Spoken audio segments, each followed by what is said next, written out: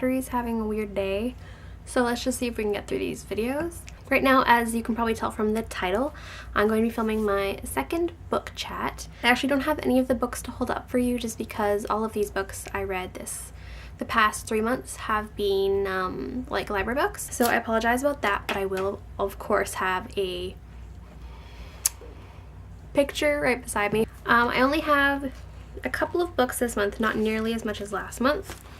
I just didn't have as much time to read. So the first book I read, which shouldn't be too surprising considering it was the last one I was talking about in my first book chat, was George R.R. Martin's A Storm of Swords, which is of course the third book in the Game of Thrones or A Song of Ice and Fire series.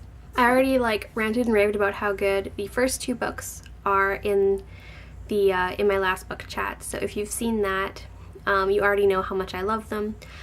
I really love this series, and the books are at least as good, if not better. I absolutely love how much backstory and extra information is in the books, and I personally really love that they're quite different from the show. There's just a lot more to the books than there is to the show, and I find that really cool.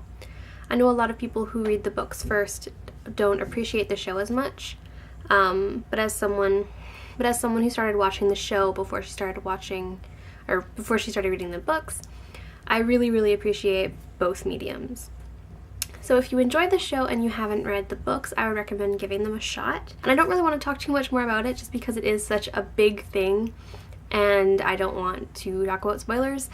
But the third book is at least as good, if not better, than the first two. I swear to God, this series just keeps getting more intense and even better, and it's just such a good series. So read it, okay? Just read it. So the second book I read was The Intimate Adventures of a London Call Girl by Belle de Jour. If you have ever seen or heard of the show Secret Diary of a Call Girl, which was, I don't think it was BBC, I think it was ITV maybe? It's a British show. I don't really know if it ever got to the US or Canada or anything like that, but it's definitely a British show. It's fairly adult, as you might expect from a show about a call girl, but the actress is Billie Piper, who plays Rose Tyler in Doctor Who. So of course I wanted to see some other stuff that she'd been in, and this was a pretty big one, and she is the main character. And of course the show is based on a series, or I guess a pair of books. I think there are a couple more now, but it was originally based just on this book. I think there's a bit of a controversy about whether this is true, but basically this is the actual anonymous diary of a real London call girl. So that's pretty cool. There's of course there's a dispute about whether she really was a call girl or if this is just something that's made up or if she really wrote it. And we do know who she is now, but at the time she was just Belle de Jour, which is her pseudonym. So that's pretty cool. And I mean, it's adult, right? It's about a person who is her job is sex. So it's an adult book, but it's interesting and it's different, and as a fan of the show I thought it was kind of cool to read the book, which is where it all began. So yeah, obviously it's going to be a very select audience for this book, but if it seems like something you'd be interested in, maybe check it out. I chose not to read the second book just because I didn't enjoy the book as much as I enjoyed the show, and I felt like I was working through it just to finish it. But the first book was good. If you think it sounds interesting, then it's worth a read, and I would definitely watch the show because I just think it's really good.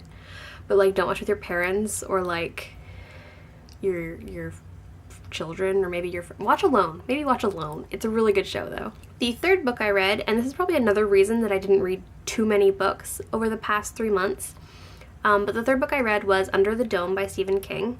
If you've ever seen this book in bookstores, you'll know it's this big. It is a big bloody book, especially after reading A Storm of Swords, which is 1,200 pages.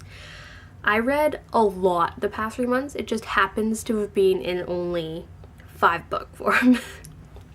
I've also noticed that Under the Dome, you can buy it in part 1 and part 2, which is in manageable little bus-sized chunks. So it's easier to carry in your bag or something. But Oh my god, this is such a good book. I decided to read it because I know a lot of people really loved both the book and the TV show that is sort of airing now, and my sister really likes the TV show. But for some reason I decided, oh okay, well I'll read the book. Also, I had learned the ending just because it was something that everyone knew that I didn't really care about, like this particular series, and so my boyfriend had already told me the ending of the book just because it's kind of funny, or it sounds funny with no context.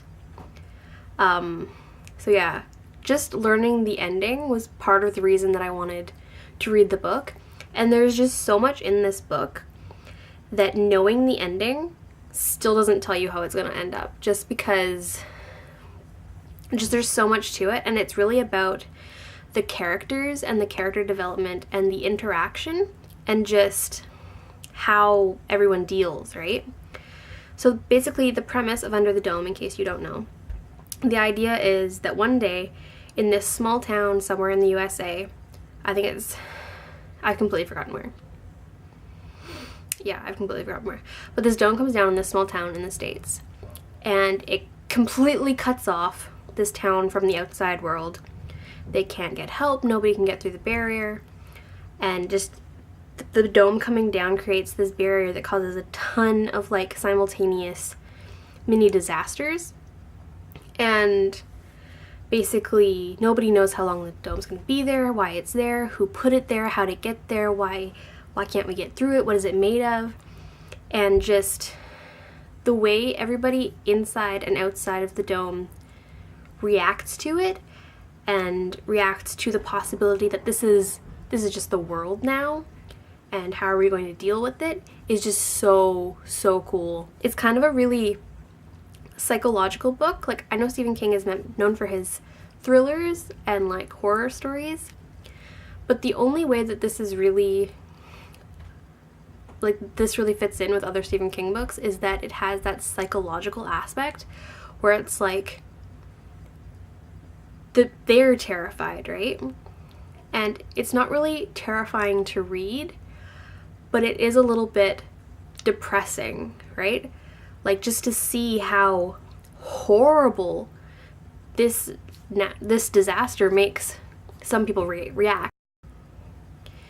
Because some people are like, some people's first reaction to like help others, and then some people just degenerate, like, oh, we're cut off from the outside world, there are no consequences, and then shit happens.